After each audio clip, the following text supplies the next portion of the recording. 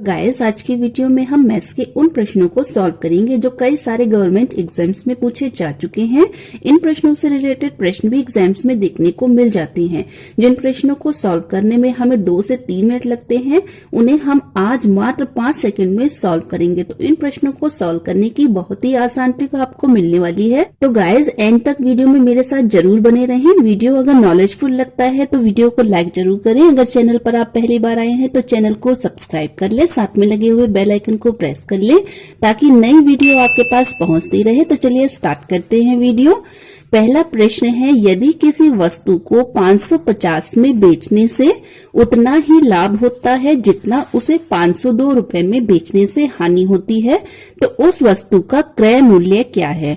तो गाइस, इस प्रकार के क्वेश्चन में हमें कुछ भी एक्स और वाई मानने की जरूरत नहीं है।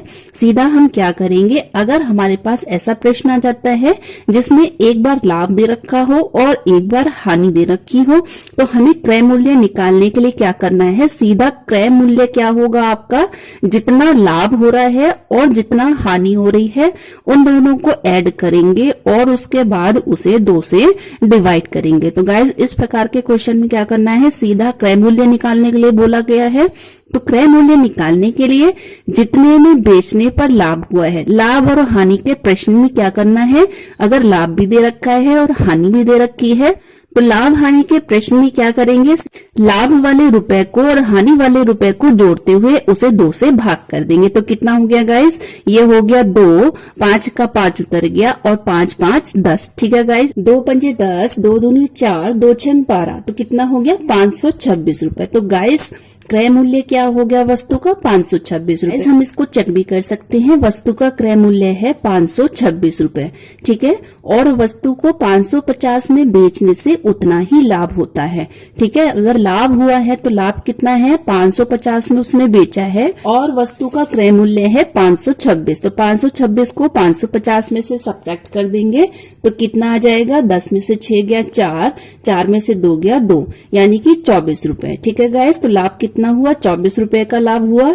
और अगर हानि की बात करते हैं तो 502 रुपए में बेचने पर हानि हुई, यानी कि जो क्रय मूल्य होगा 526 रुपए होगा, उसमें से हम क्या सब्ट्रैक्ट कर देंगे, 502 रुपए। तो 6 में से 2 गया 4, 2 में से 0 गया 2, 24 रुपए। ठीक है, तो गाइस यही क्या हो गया, चेकिंग हो गई। क्रय मूल्य कितना हो गया, 526 रुपए हो गया। 24 रुपए का लाभ हो रहा है, 24 रुपए की हानि हो रही है। 550 रुपए में बेचने से लाभ हो गया, 502 रुपए में बेचने में हानि हो गई। तो गाइस, मैं आशा करती हूँ ये क्वेश्चन आपको बहुत अच्छे से समझ में आ गया होगा। अगर इसी से रिलेटेड यहाँ पे कोई और भी इसमें डिजिट दी जा सकती थी, अगर दी जाएगी तो आप उस क्वेश्चन को बहुत अच्छे तरीके से पूरा करके सही करके आएंगे। चलिए नेक्स्ट क्वेश्चन देख लेते हैं। नेक्स्ट क्वेश्चन है, 19:26 अनुपात में से प्रत्येक में से कौन सी संख्या जोड़ी या घटाई जाए कि 4:5 का अनुपात हो जाए। तो गाइज, इस प्रकार के क्वेश्चन में हमें कोई एक्स वाई नहीं मानना है, सीधे हमें यहाँ पर ट्रिक लगानी है। ट्रिक क्या है, go through option method. Go through option method का मतलब है कि आपको जो भी ऑप्शंस दे रखे हैं आप उनके द्वारा आंसर निकालेंगे। तो चलिए पहला ऑप्शन ले लेते हैं। पहला ऑप्शन है 9 घटाई जाए। ठीक है, 19:26 में से 9 घटाने पर क्या होगा, अगर 19 में से 9 गया तो कितना बचेगा और 26 में से 9 गया तो कितना बचेगा।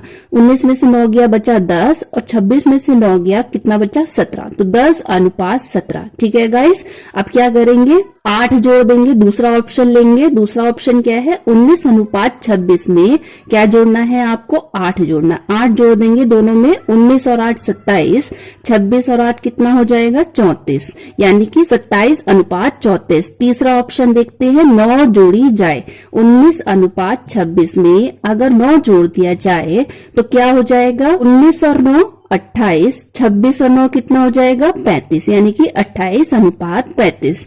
चौथा ऑप्शन है 8 घटाई जाए। 19:26 में अगर 8 घटा दिया जाए, दोनों ही संख्याओं में से कितना बचेगा, 19 में से 8 गया 11, 26 में से 8 गया 18, तो 11:18। तो आप ये चेक कर लीजिए गाइस, कह रहा है कि 4:5 हो जाए। क्या 10:17 4:5 है, नहीं। 27:34, 27:34 में देखिए गाइस होगा क्या, ये भी नहीं है। 4:5, 28:35, ये भी 28:35 को हम 7 से काट दें, 7 चौक 28, 7 पंजे 35, तो ये 4:5 होता है। तो ऑप्शन सी सही है। ऑप्शन बी भी देख लेते हैं, 11:18, क्या यह 4:5 है? नहीं है, तो ये भी ऑप्शन गलत हो गया। तो राइट ऑप्शन है ओनली सी ऑप्शन। तो गाइज मैं आशा करती हूं अगर यहाँ पर कोई और डिजिट भी दे रखी होगी तो आप उस क्वेश्चन को ढंग से पूरा कर लेंगे और सही करके आएंगे। ठीक है गाइस, इस प्रकार के क्वेश्चन में आपको कुछ नहीं करना है, सीधा गो थ्रू ऑप्शन अप्लाई करना है। ऑप्शन को लेना है, 9 घटाई जाए 9 घटाकर देख लें, 8 जोड़कर देख लें, 9 जोड़कर देख लें, 8 घटाकर देख लें।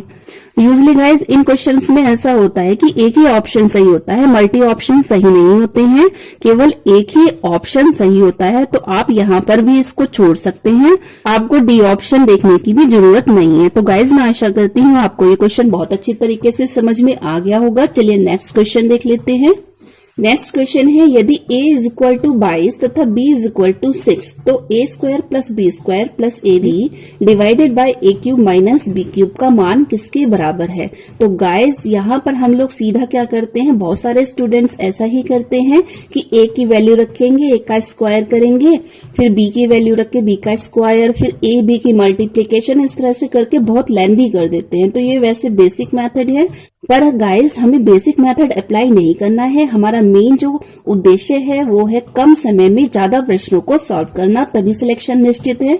ठीक है गाइस, तो क्या करेंगे, यहाँ पर एक शॉर्ट ट्रिक मैं आपको बता रही हूँ। इस प्रकार के क्वेश्चन में आप सदा याद रखना कि जब भी कोई ऐसा क्वेश्चन मिल जाता है तो वहां पर फॉर्मूला बेस्ड जरूर होगा। ठीक है गाइस, क्या होगा, इस प्रकार के क्वेश्चन फॉर्मूला बेस्ड होते हैं। आपको फॉर्मूला लगाना है a cube minus B cube. a cube minus B cube का फॉर्मूला होता है a minus B A square plus B square plus A B. ठीक है गाइस, क्या करेंगे, डायरेक्ट यहाँ पे फॉर्मूला रखेंगे।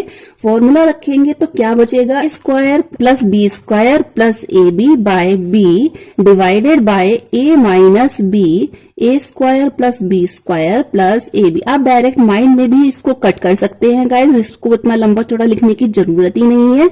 ये यहाँ से ये कट गया और क्या बच गया, B upon A minus B. ठीक है गाइस, बी की वैल्यू कितनी है 6, ए माइनस बी मतलब 22 माइनस 6। ठीक है गाइस, 6 बटे 22 में से 6 गया, कितना बच गया 16। अब इसको कट कर लेंगे, सॉल्व कर लेंगे, 2 तिया 6, 2 अट्ठे 16, 3 बटे 8। तो गाइस यहाँ पर बहुत ही आसान तरीके से आपने केवल फॉर्मूला लगाया और फटाफट क्या किया, माइंड में ही इस क्वेश्चन को सॉल्व कर लिया। क्या करना है, A cube minus B cube का फॉर्मूला लगाना है, माइंड में ही आप कट कर देंगे square plus B square plus A B को, और नीचे क्या बच जाएगा, B upon A minus B. ठीक है, इस तरह से रख के यहाँ पर आंसर निकाल देंगे। तो गाइस होपफुली अगर आपको यहाँ पर कोई और संख्या देखने को मिल जाती है तो आप इस क्वेश्चन को बहुत अच्छी तरीके से सही करके आएंगे। चलिए नेक्स्ट क्वेश्चन की ओर बढ़ते हैं। नेक्स्ट क्वेश्चन है, 7 दलों के एक समूह में प्रत्येक सदल मीन्स दल एक दूसरे से 3 बार खेलते हैं, समूह में कितने मैच खेले जाएंगे? तो गाइज अगर इस प्रकार का क्वेश्चन आपको देखने को मिल जाता है, इसमें आपको ज्यादा टेंशन लेने की बिल्कुल जरूरत नहीं है। सीधे आप एक फॉर्मूला लगाएंगे, n माइनस 1/2।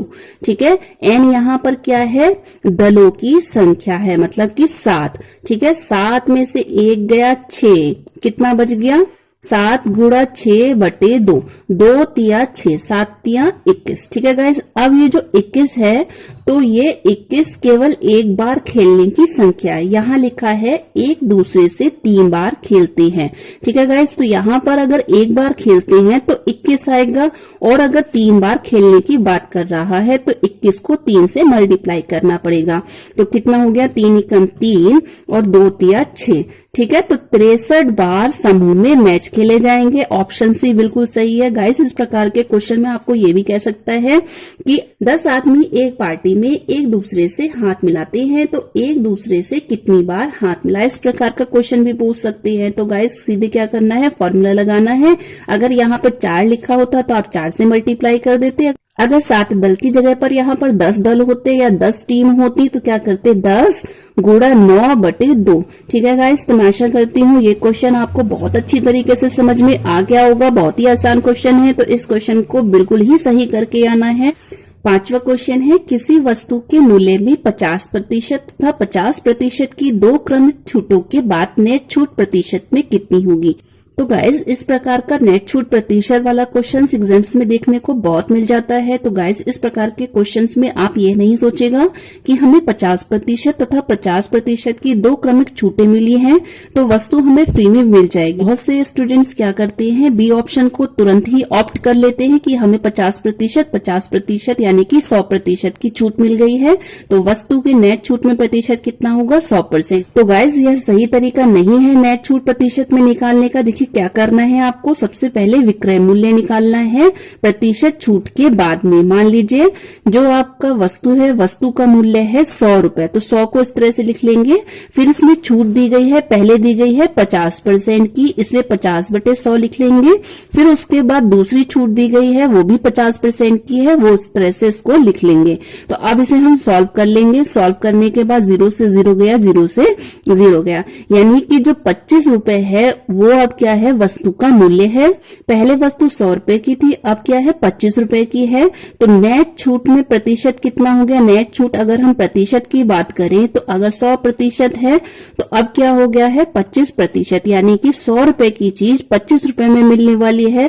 तो नेट छूट प्रतिशत कितना हो गया, 100 माइनस 25%, तो कितना हो गया 75%। तो गाइस मैं आशा करती हूँ आपको ये क्वेश्चन बहुत अच्छे तरीके से समझ में आ गया होगा। सीधा हमें 50% प्लस 50% 100% ऑप्ट नहीं करना है, ये सही आंसर नहीं है। सबसे पहले आप विक्रय मूल्य निकालिए। विक्रय मूल्य में सबसे पहले क्या करा, जितनी परसेंट की आपको छूट दी गई है उससे मल्टीप्लाई कर लिया, जो दूसरी वाली आपको छूट दी गई है उसको भी लिख लिया। फिर क्या निकाल लिया, विक्रय मूल्य निकाल लिया, यानी कि जितनी रुपए की चीज है वो उतने रुपए में ना देकर इतने रुपए में दी गई है, यानी कि जो वस्तु है वो 25 रुपए में बेची गई है। और अगर 100 रुपए की चीज 25 रुपए में बेची गई है तो कितने परसेंट की छूट दी गई है, 100% की छूट नहीं दी गई है। कितनी की दी गई है, 75% की दी गई है। तो गाइस होपफुली आपको ये क्वेश्चन बहुत अच्छे तरीके से समझ में आ गया होगा। अगर ये क्वेश्चन आपको एग्जाम्स में देखने को मिल जाता है तो आप बिल्कुल ही सही करके आएंगे। चलिए नेक्स्ट क्वेश्चन देख लेते हैं। लास्ट क्वेश्चन है, निम्नलिखित का मान क्या होगा बताइए। तो इस प्रकार के क्वेश्चन हम पहले भी डिस्कस कर चुके हैं गाइज, जिसका लिंक मैं डिस्क्रिप्शन बॉक्स में दे दूंगी, आप वहां जाके चेक कर सकते हैं। तो गाइज इस प्रकार के क्वेश्चन में सीधा आपको क्या करना है, अगर आपको इस तरह से रूट बना के दे दिया है और ये बात ध्यान में रखनी है कि यहाँ पर ये इन्फिनिटी होना चाहिए, ठीक है। तो हम इस संख्या के ऐसे फैक्टर बनाएंगे जिसका अंतर 1 हो, ठीक है गाइज। सबसे पहले हम इसके फैक्टर्स बनाते हैं। 30 के फैक्टर बनाएंगे, कैसे कैसे बनेंगे, 30 का 3 गुणा 30, ठीक है। दूसरा क्या बन सकता है, 6 पंजे 30, ठीक है गाइज। और फैक्टर बनाइए कि तो हमें यहाँ देखना है कि अगर इस प्रकार का क्वेश्चन है तो हमें ऐसे फैक्टर बनाने हैं जिनका अंतर 1 हो। तो 6 और 5 का अंतर कितना है, 1 का अंतर है। आपको ये ध्यान में रखना है कि जो आंसर होगा वो बड़ी संख्या होगी। तो ऑप्शन डी बिल्कुल सही है। तो गाइस मैं आशा करती हूँ आपको ये वाला क्वेश्चन भी बहुत अच्छे तरीके से समझ में आ गया होगा। क्या दिया हुआ है क्वेश्चन में, रूट बना के दिया हुआ है, कोई संख्या लिखी हुई है, प्लस का साइन लगा हुआ है और यहाँ पर इन्फिनिटी लगा हुआ है। तो इस प्रकार के क्वेश्चंस में आपको संख्या के ऐसे फैक्टर करने हैं जिनका अंतर 1 हो और फैक्टर बनाने के बाद में आपको आंसर में बड़ी संख्या लिख देनी है। तो गाइज आपने देखा कितनी अच्छी ट्रिक से हमने इतने बड़े क्वेश्चंस को बहुत इजी वे में सॉल्व कर दिया। तो गाइज मैं आशा करती हूँ आपको आज का वीडियो जानकारीपूर्ण लगा होगा। तो गाइज वीडियो को लाइक जरूर कर दें। अगर आप चैनल पर पहली बार आए हैं तो प्लीज चैनल को सब्सक्राइब कर लें ताकि नई वीडियो का नोटिफिकेशन आपके पास पहुंचता रहे। मिलते हैं अगले वीडियो में, तब तक के लिए नमस्कार।